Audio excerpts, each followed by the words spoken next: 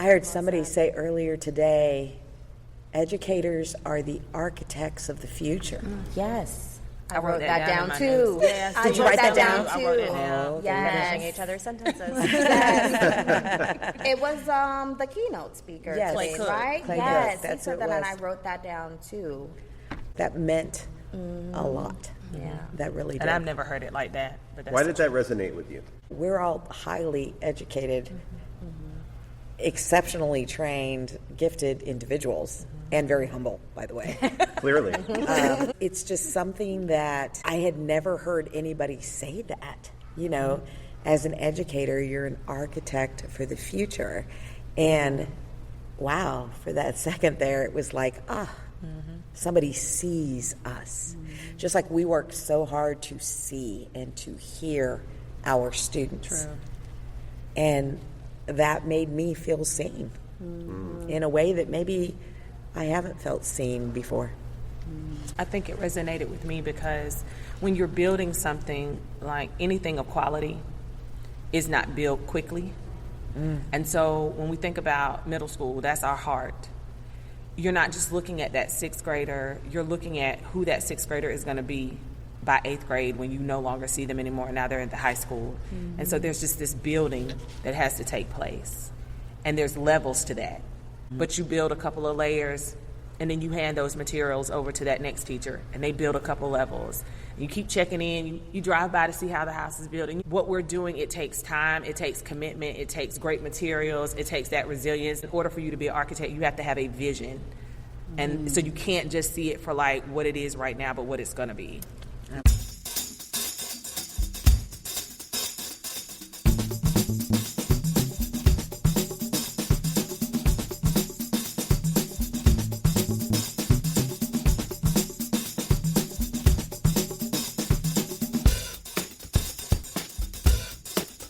Welcome to State of Ed, a podcast about education inside the classroom and out.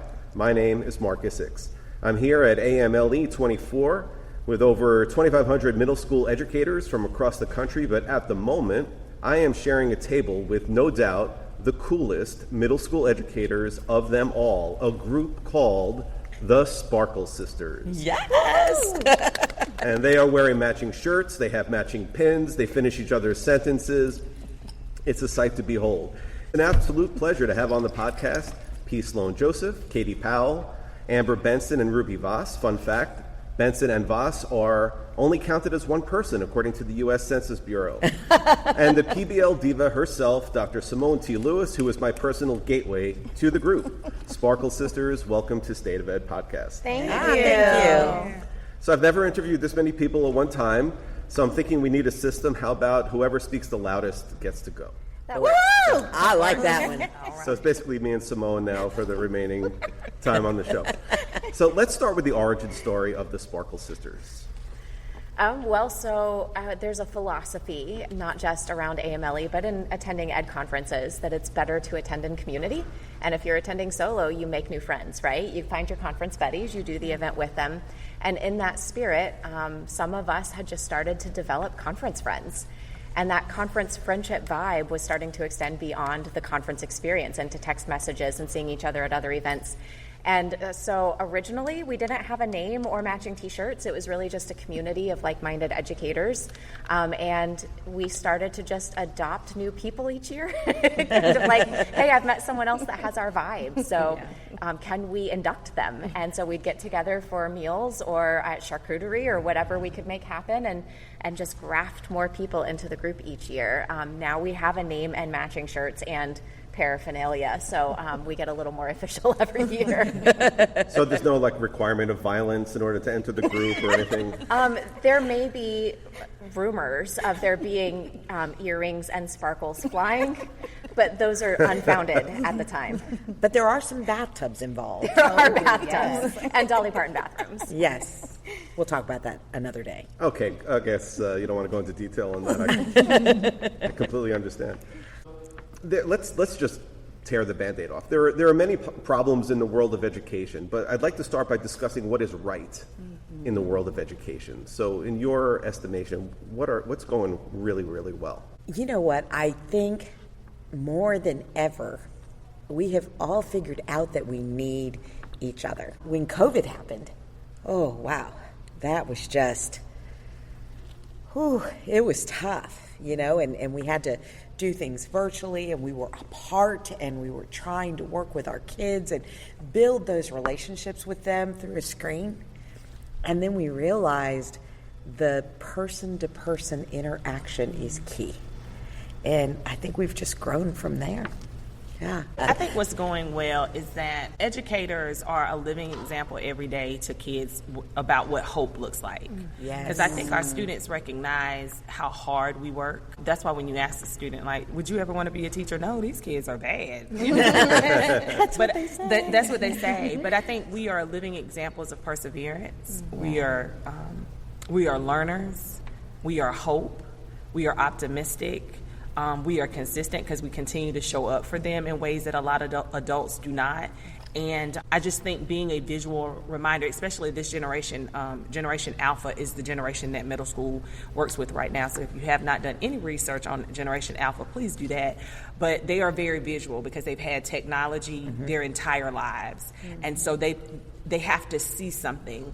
And they're seeing the example of kindness. They're seeing the example of perseverance, building capacity, continuing to be a learner, understanding that their teacher may not be at school for the last 3 days because they're at a conference to learn and come back and be better. In the same way, we're asking them to do that every day. And being that role model, that's what we do well. Yes. Well said. Yeah, agreed. Dr. Lewis, you're being uncharacteristically quiet. I agree with my Sparkle sisters thus far. Like you said before in your intro, we often finish each other's sentences. I think because we're so like-minded, and that's why we gravitated to each other in the first place. We spoke about this earlier today at lunch. I think it was like my second time meeting with you guys when it was time to leave.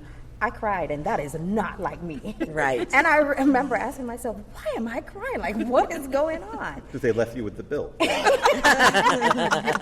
Well, there was that. But it was because I felt at home, definitely my people. And it's so awesome to have teachers that don't make you feel like you're doing too much. Yes. With this group, it's never enough. Yeah. We keep pushing. Why is that? Why is it different in this dynamic? That's a big one. I think it's a culture that we've nurtured. I think you're right.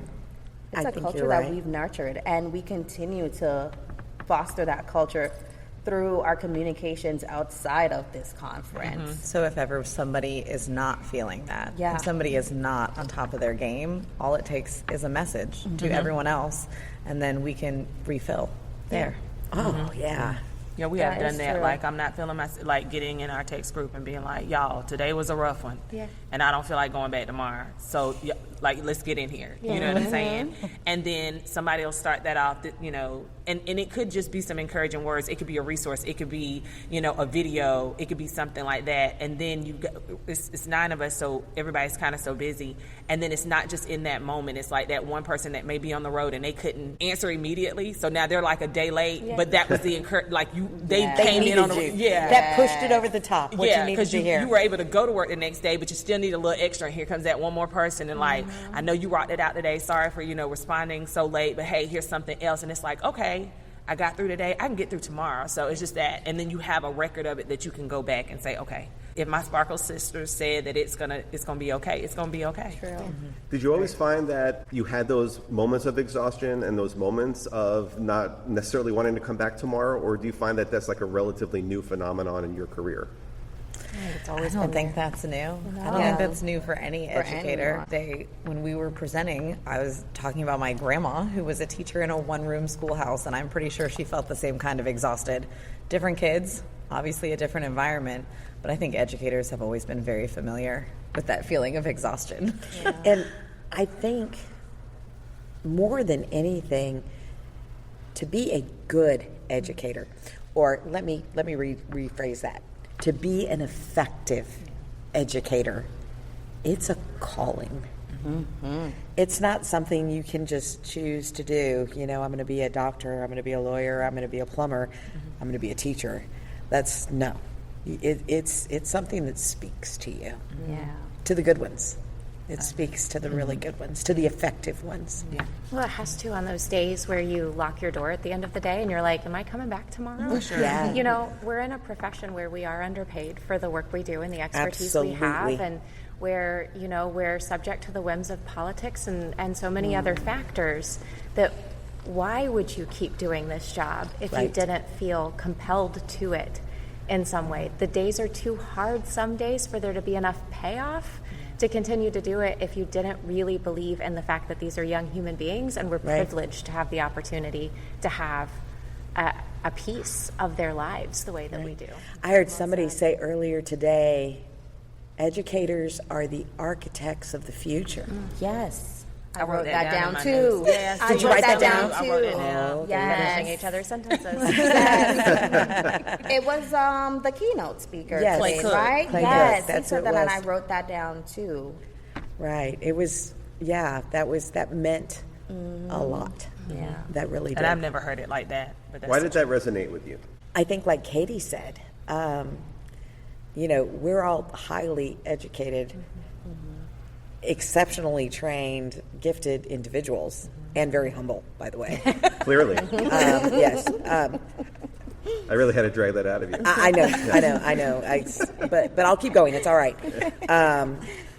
It's just something that I had never heard anybody say that. You know, as an educator, you're an architect for the future, and wow, for that second there, it was like somebody sees us, just like we work so hard to see and to hear our students. True.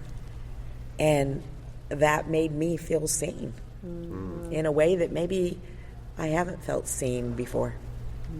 I also liked it. I think it resonated with me because when you're building something, like anything of quality is not built quickly. And so when we think about middle school, that's our heart. You're not just looking at that sixth grader, you're looking at who that sixth grader is going to be by eighth grade when you no longer see them anymore. Now they're in the high school.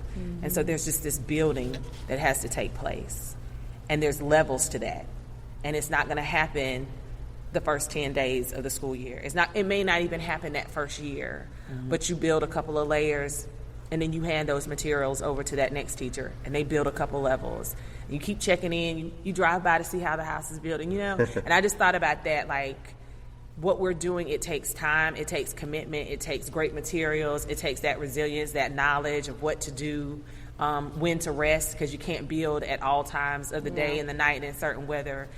So that, like, to me, it just was like, that's what we're doing. We're the architects. We're designing that and moving from architect to, like, really construction as well. It's that whole place. And in order for you to be an architect, you have to have a vision.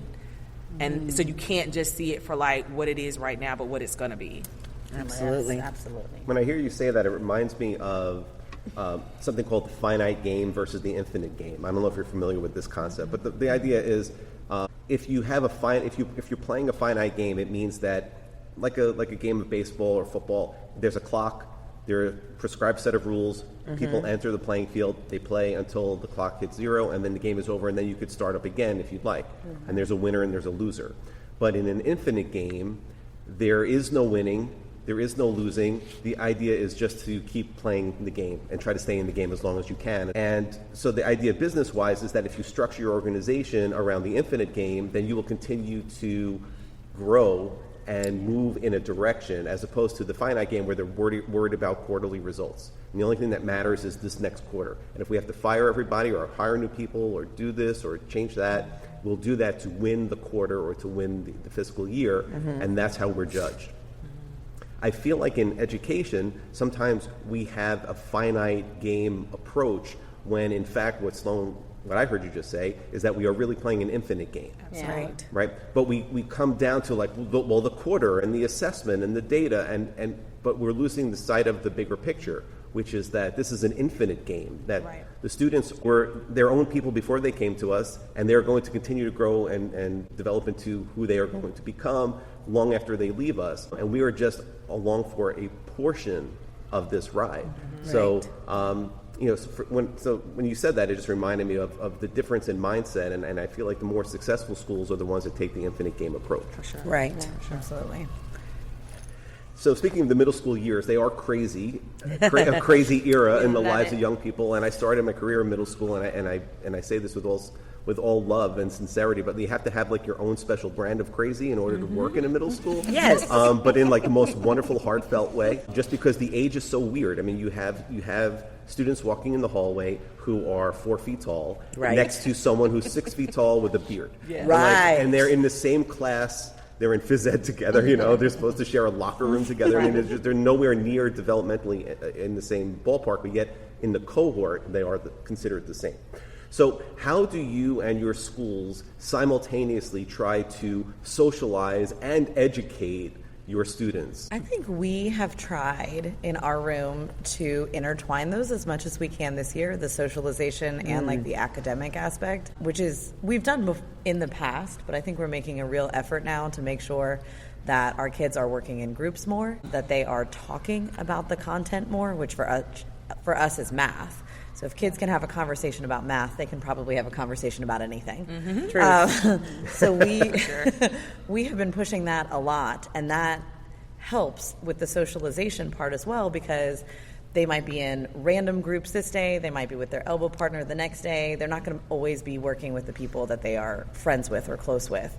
So if we can get them branching out, talking to a lot of different kids, while they're also doing the academic part of it, I think that's hugely beneficial. Oh, absolutely. And the thing about middle schoolers, right now is that they are severely lacking in communication skills. Which is ironic. I know. So true. They're so used to a screen, or they have that. They think they're anonymous behind a text message or, a post or a message online. And we're giving them more of an opportunity of speaking to one another. But what we found is that we're having to give them examples. So, Amber and I will stand up front and we will model how to discuss something, and we'll model the right way to do it. Hey, Amber, I see what you did here, but could you explain what your thinking was here? Rather than, Amber, I see what you did here, but man, you messed up right here. What were you thinking? And we modeled that, and they're able, to do that. But also we've realized that they're not used to having face-to-face conversations. They're not used to being kind to one another sometimes. So we do our best to model that so that they can see it, and then we offer them opportunities to use those skills. So I think that's really important. Yeah. I think also important is starting your day off with some type of social emotional learning activity. Yes. We always do start off our day with that, and we give like explicit instruction in like regulating your emotions, things of that nature, because I think we assume a lot of times that kids know how to do these things, which they don't, right? Right. And for my students too, I model, like you said, I model how I self-regulate, because I'm not going to have a great day every day. And we do have like a calming corner in my class, so I will model like, I'm not feeling like 100% today, guys. This happened, and for me, I'm going to take a deep breath. I'm going to go over to the calming corner, and I'm just going to journal for a little, or I'm going to whatever. And the kids will come over and they're like, are you okay, Dr. Lewis? Are you okay, Dr. Lewis? And sometimes I'm not having a good day, but other times I really just want to model, because I want the other students that are still learning that skill to see that this is an opportunity to do that, right? So here's another example. So the kids switched from another class, and I don't know what happened in the class. Everyone got a phone call. And how I knew was because they came in. When I say mad, they were mad. And I'm at the door with my jolly self. Hi, God! I'm like, whoa.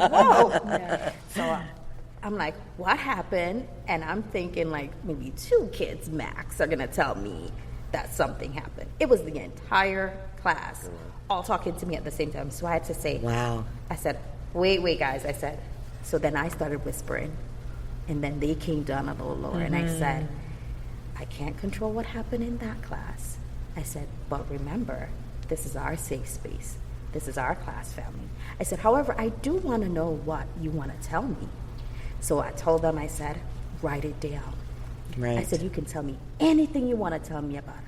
They said, anything? I said, just make sure it's appropriate. Don't say anything that's inappropriate. Right. And he said, all right, bet. And I said, but we're not going to use all our class time. I said, because that's not fair to us. We still need to get our job done. I said, I'm going to give you guys 8 minutes. Oh, that's enough. I could tell you everything in 8 minutes.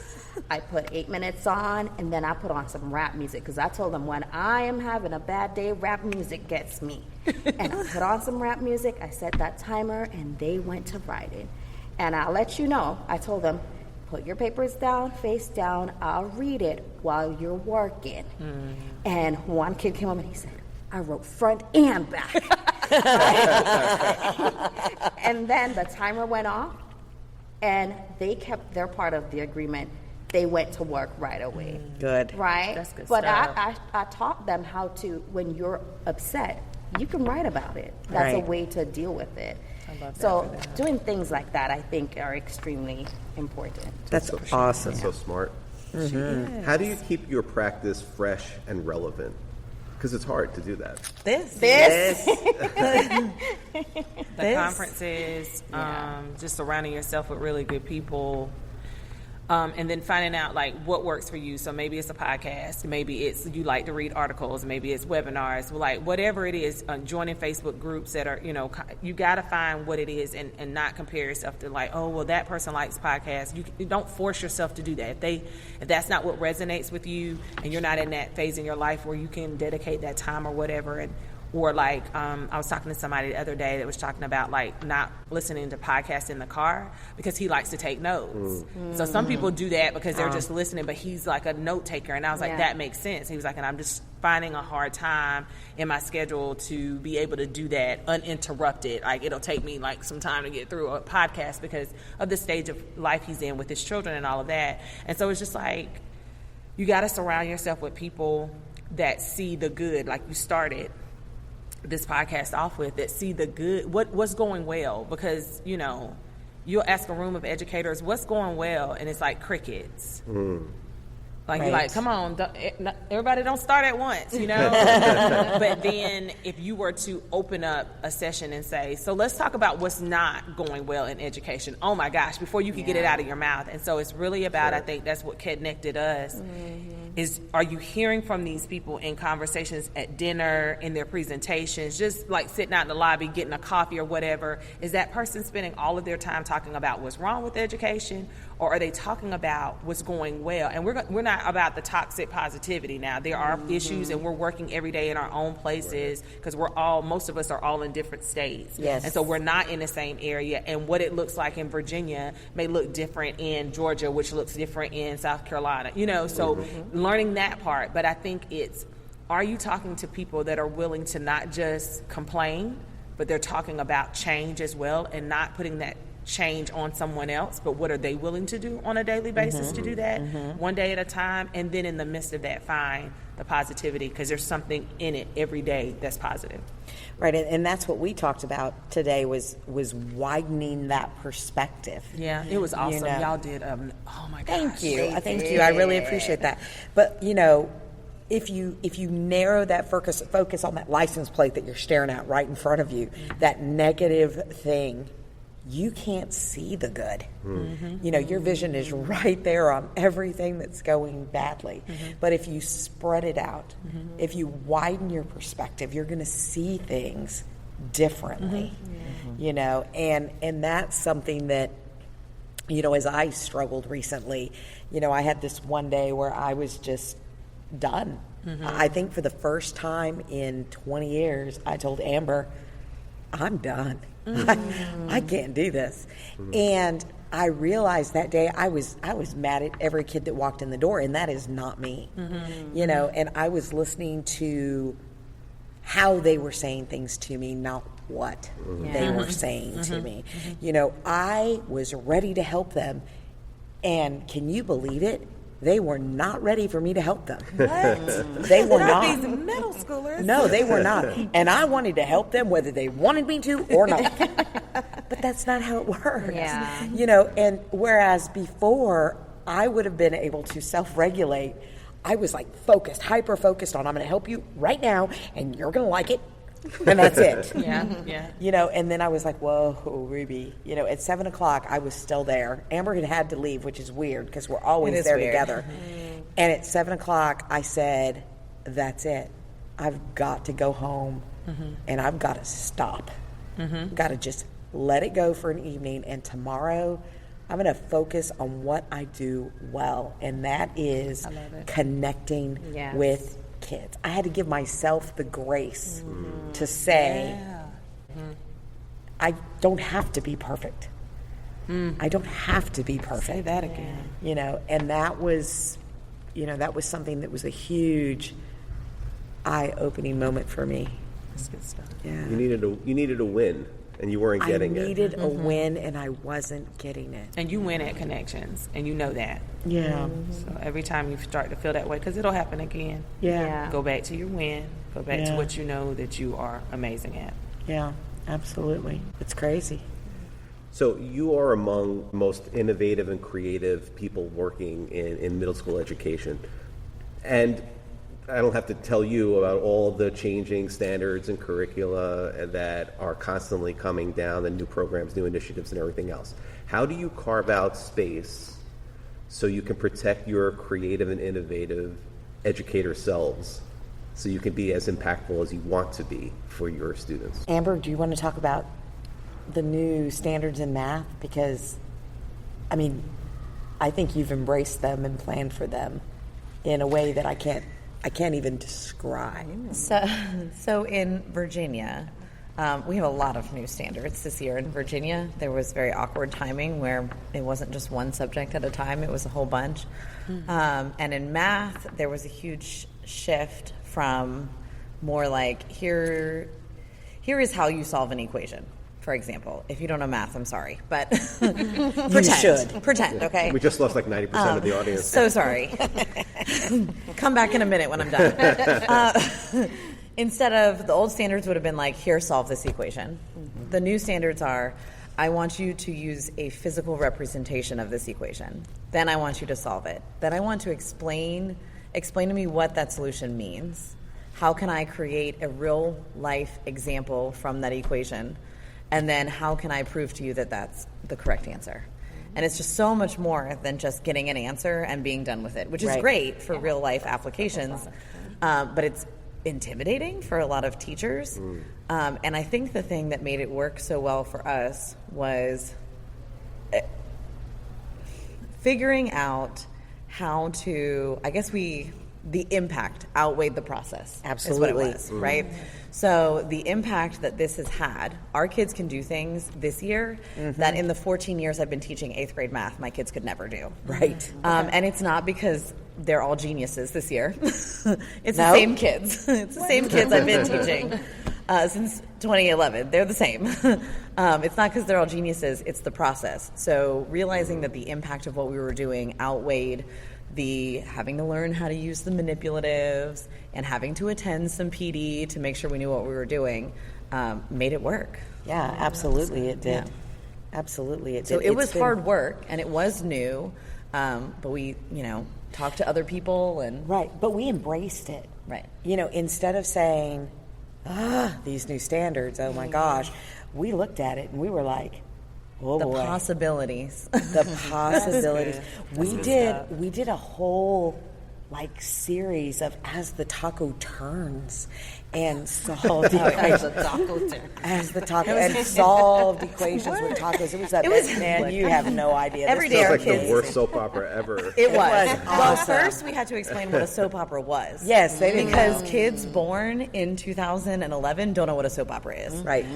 So first we had to explain what that was. And then it was like every day they were coming in and they were solving an in-context, multi-step equation word problem by discussing math, but they didn't know that's what they were doing. They had no idea. They were just talking about how many tacos Miss Voss had ordered that day. And I eat a lot of tacos, can I tell you? So, yeah. It was great. That's great. Amber's a miracle worker when it comes to the math. She's the curriculum specialist. I am math certified, but she is the math curriculum specialist. We work together to give those kids what they need. Mm-hmm. And it's awesome. It really is. What were you going to say, Sloan? I wasn't. I was listening to Amber. Like, I was just thinking about how I can explain it to my teachers, because we're getting new math standards next year, and actually it's changing the pathway. So it was Math 6, Math 7, and then those students that take Math 7-8 could jump to Algebra 1, mm-hmm. but they're moving Algebra 1 to the high school curriculum, so now it'll be like geometry in 8th grade. And then you've got people that have never taught that before that are at the middle school level, because that was a high school class. Right, so right. There's some anxiety around that. And that's totally fair. I think we experienced some anxiety about the way that the standards were changing. We did. Yeah. But what you were saying is, like, so I'm not math certified, but you're inspiring me to think about, okay, let's focus on the impact, right, and not the process. Let's go to the PDs, all of that. But what you said that kind of got me to thinking was, there's a role for me to play in the support of those math teachers. So I don't have to doubt myself in that area, and it's an opportunity. As the instructional coach, a lot of times I'm in charge of delivering the learning to them. Mm-hmm. Now it's an opportunity for them to teach me something, and now we're in partnership. Absolutely. And how that might help some of my relationships in other ways. When I'm asking them to do other things, it's like I sat alongside them and they taught me something, and they're like, okay, so there's a give and take there. Just like, and that's modeling what we do with our students every day. Right. Like we're going to take 5 minutes to do this brain break, because I'm giving you time to talk in small groups, have fun, get to know you, and I'm giving you that. So can y'all give me another 10 minutes of like just on focus, and we'll do another one. And so they're like, okay, I can't give you 30, but I can give you 10 more minutes so we can get to the next brain break. You get what I'm saying? And it's modeling that give and take.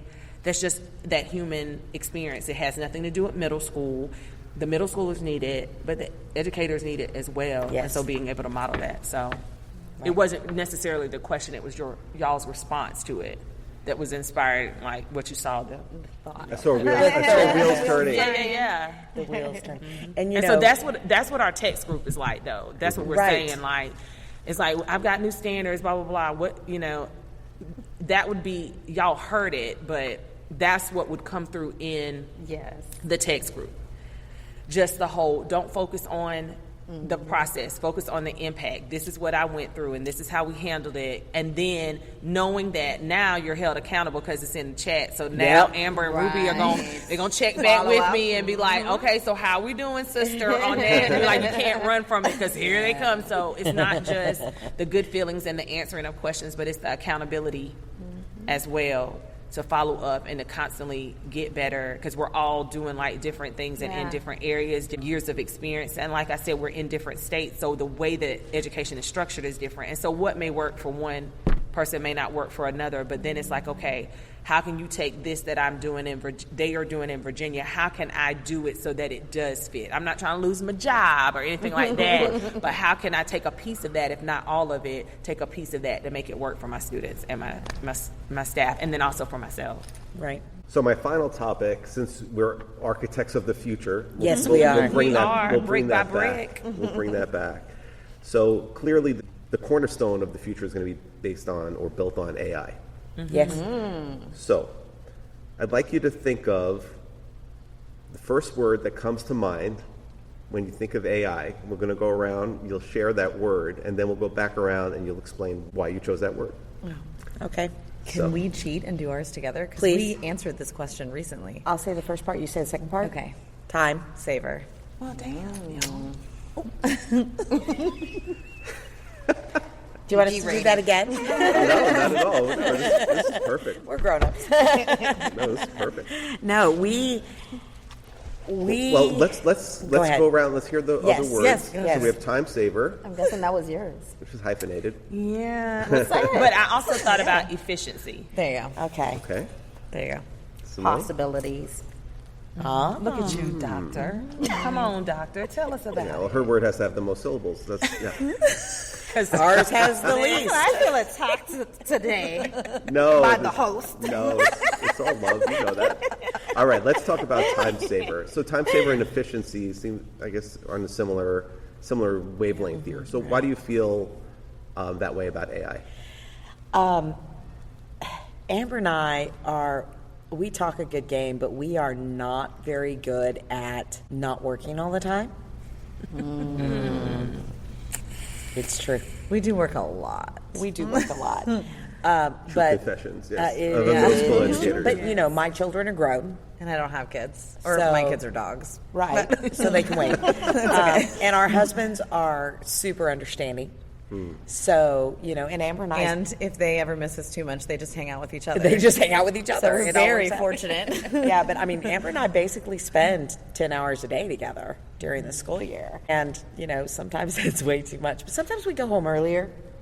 9 hours together. But anyway, I recently, we're moving toward standard-based grading.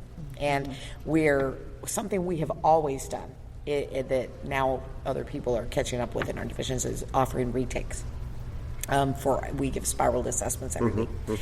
And now Amber writes the assessments. I go over them for the week. The rest of the 8th grade team uses our stuff, our notes, our plans, our stuff. But then when we were doing retakes, Amber's having to write a whole nother test. Right. So now, instead, all we have to do is create our assessment, which at this point in the year, there are only 15 questions. So we're going to be okay. We can do it. So we create our assessment, and then we can use AI to create the review for the day before, to create the retake for next week, and to create the review that we do after school with kids. So we can have 4 different versions of the same test, but we didn't have to write 60 questions. Right. And that is a huge time saver, especially since we're also dealing with new standards and there isn't a big bank of questions to draw stuff from. So that's saving a ton of time. Right, and also the creativity. Right, it'll think of things that we... top-notch. Yeah. Yeah. It'll think of things we never thought of. And we're like, wow. Are there specific tools that you use, or are you just using ChatGPT? So we have used ChatGPT. But the one we're using the most is Magic School AI. Yes, ma'am. Same. And it's got a standards unpacker, which was really helpful with the new standards. Obviously, the Virginia Department of Education has provided us with the unpacked version, but somebody else coming at it from a different perspective is also great. And then I can literally upload a copy of the test and it will spit out as many more versions of it as I want with answer choices, and you can go back and say, oh, I didn't really like number 2. Can you rewrite it again? And it will rewrite number 2. As long as you say please, it's good with it. Manners matter. And manners matter. And the other thing is that I use the Google version of AI, which starts with a G, but Gemini. Thank you, guys. I was going to say Genesis. I Googled it. You Googled it. Excellent. And I use that to create SDI, Specially Designed Instruction, that directly links to students' IEP goals. And I can literally say, so for example, if I have a student with an IEP that's not in our class, it is in a different class, I can literally ask it, just give it direction to write, a 10-minute lesson, that will specifically address this skill. And it gives it to me, and then I can make changes as I want, and I can provide that as the special education teacher to the gen ed teacher that can then deliver that SDI. It is huge. It is huge. So what I've done, which I just decide I'm going to do these things, it's not always the best thing, but I've created a bank for all of the teachers, the special ed teachers, and said, all right, if you've got kids that have goals, attentional goals, here's 6 things to choose from. If you've got somebody that needs, focus goal, or that has a focus goals, here's different SDI that you can use for that. So I've worked to kind of build a bank so that other teachers, especially new teachers, don't have to reinvent the wheel. Absolutely, and aren't as overwhelmed with everything that we need to do. That's amazing. Sloan. So I'm going to change my word because efficiency I don't is know very if change close. is allowed. I'm going to have to check. Oh my goodness! All these All right, fine. rules. You have permission. So I want to say inclusive because with Magic School AI, or ChatGPT or whatever you're using, what it does is it creates like the new teacher. They don't know what they don't know. Right. So now this AI allows them to be inclusive in not just the kids in their class being included. Like, what do I need for a multilingual student? What do I, they're typing into AI, what do I need for a DOK level 1, 2, 3, based off of this standard? You're meeting children where they are. Great, right? But also now that teacher, if you've got a bank of stuff, they feel inclusive. They've got what they need. They feel included in. They already feel like they're the odd man out because maybe they're on a team with a bunch of people that have all this years of experience, and then that doubt creeps in. Right. And sometimes, pride gets in the way, and you kind of exclude yourself from some conversations. Or sometimes those new teachers sit and they just kind of sit back, like, I'm just here to observe. And sometimes some of the veteran teachers feel like you're the new kid. Just sit back and watch how we do it. But AI will allow them to very quickly be able to be included in those conversations, to help them see it from a different view. And I want to, and like with Magic School AI, like the text leveler, the DOK levels, the substitute planner, like, you need 3 days of, at my school you have to have 3 days of substitute lesson plans. Well, back in the day, like, you're trying to throw something together because you got, some unexpected emergency, and you didn't mean to, but just because of time, you didn't include the child that has specialized learning needs. What AI does is it says, take care of yourself, your well-being. We know you need to be out for 3 days, but don't exclude this child while they're gone. Right. If they already have a specialized learning need, they need to feel included even when you're not there. Right. AI does that for them. Right. And then that sense of belonging, like, you thought enough of me, even when you were gone, that you customized something for me. Man, I'm not going to act up. I'm going to get this work done. I love Miss Joseph for even thinking about that. And what that does is builds community with parents who are like, you look out for my child. You break this down. My kid doesn't have to read something separate. You're going to take that text and level it for my child. And so it may look different, but it's the same concept. My child is no longer excluded. They felt like in these classes they were excluded. They feel included. So that's why I wanted to change it. I'm glad you changed it. Are you glad I'm changing? And I'm glad you let me change it. You being flexible about those rules. Yeah, and I'm usually not flexible with these kinds of things. No. Yes, it's very nice. I'm just kidding. What about Simone? you, Doctor? So I chose the word possibilities because I just feel like the possibilities are endless. Like, we can sit here and talk about all the things that we're doing, but tomorrow we'll discover something else that we can do with it. Oh, because yes. that's how I feel with AI, right? And even today during the sessions, even during your session today, I was thinking of ways that I could use AI to help me to generate, like, those vocabulary cards, like, so I can use them weekly. It really helps you to work efficiently, right? Right now, I consistently use it. We do our 10 days cycle, and then after that we do an assessment, and then of course a reteach. So it helps me to dive like deep into my students' data, and I look and see like what are the lowest 3 standards that they missed on the test, and I just literally upload that test, and I said questions 2, 3, 5, whatever questions it were, give me a passage and give me questions that are similar to this STEM that aligns with this standard, right? And I use that as my reteaching tool in my small group, right? And then when I'm building centers now, so when I know my kids are capable of doing it out there on their own in centers, again, I want to differentiate those centers. So when they're out there doing their independent reading, I know that Timmy is not on this reading level, so I'm going to ask AI now to give me this same text, but on different like style levels. So possibilities are endless.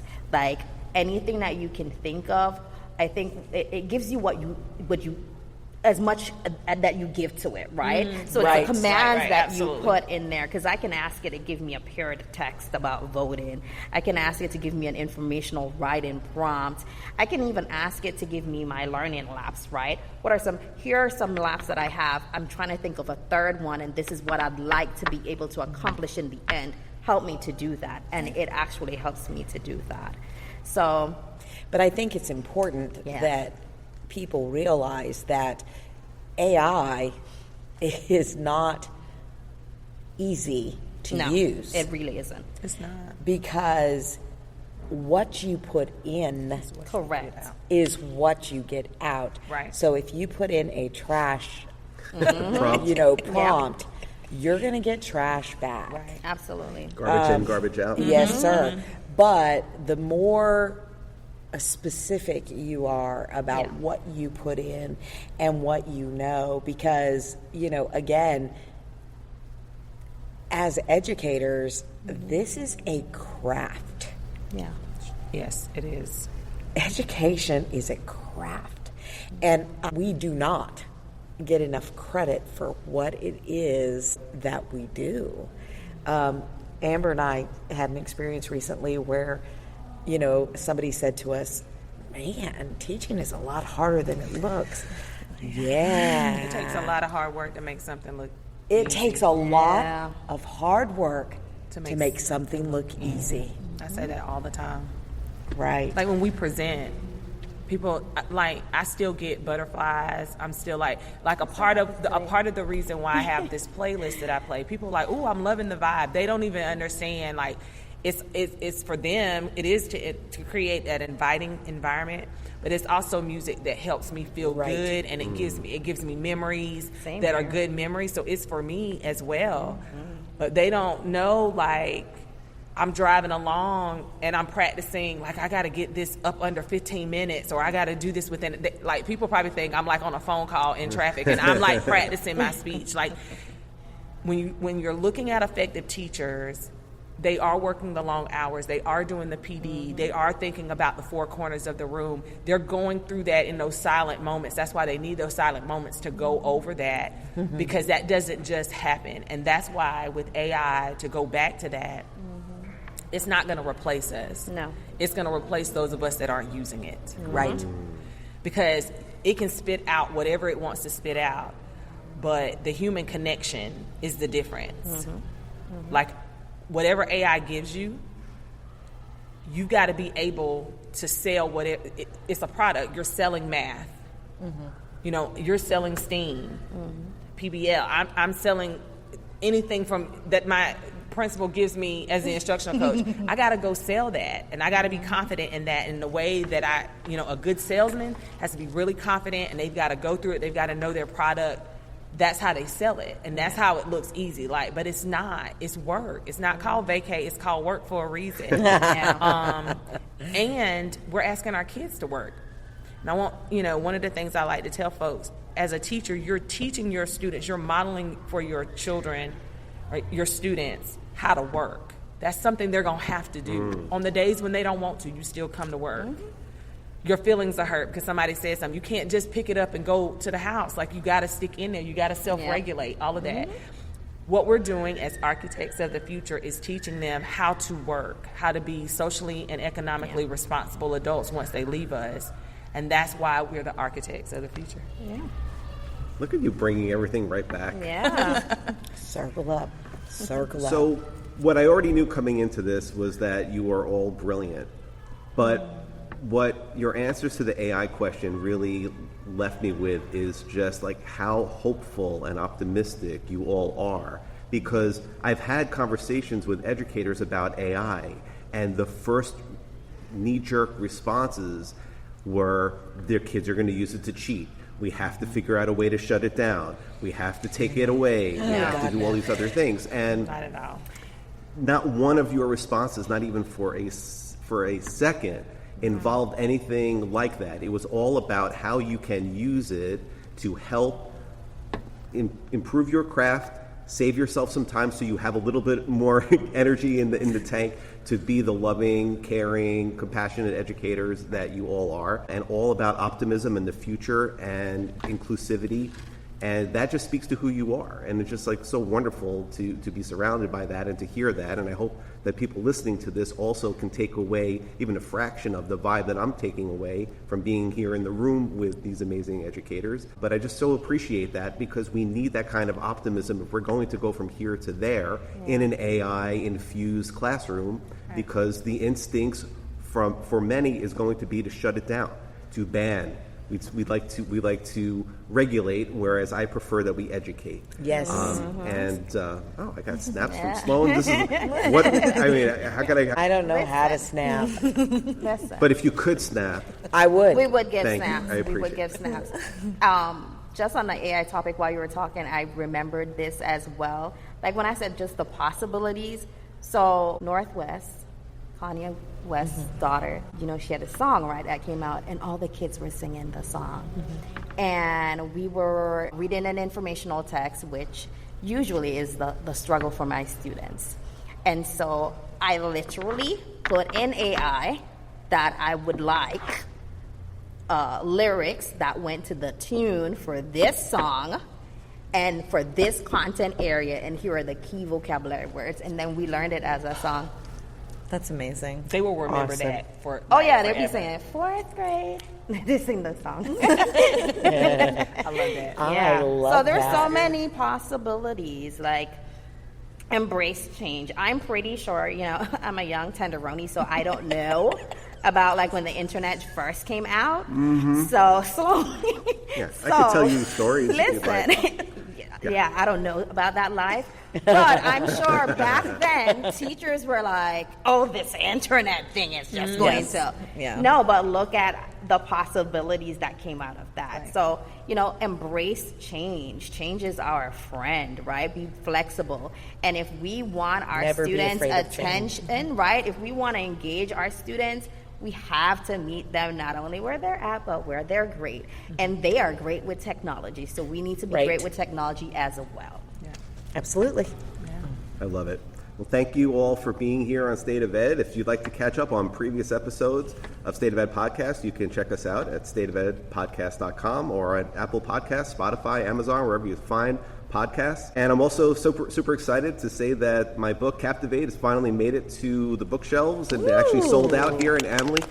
So thank you so much. I'm super excited. And Ruby actually won a copy of the book did. at Simone and I presented yesterday at the conference, and it was completely random. Simone can verify that. Yes. So I don't want anyone to think We embrace technology and we used in. an online tool to randomly select the I was winner. there. Yeah. And it selected me. And it selected you. It was meant to be, honey. And I was so happy. and since this is a confessional table, Simone found that about a minute and a half before the I session sure started. did. And in the hallway. No shame in my game. Embrace technology. Last minute, we had to pivot, but that is the life of a teacher, right? Right. We did not have our Post-its, and we're trying to figure out, how are we going to do this raffle to make it fair? Because at first it was like, put like a Post-it under the chair. Yeah. And I said to him, there has to be something online. There's everything on Google. And sure enough, we found it. We also didn't have any Post-its. Yeah. So I think if we had didn't have Post-its, we would have used them. Yeah. So, necessity is the see? mother of invention. Yeah. Love it. Absolutely. So thank you, Sparkle Sisters. Keep sparkling. Thank you. We will. Thank you.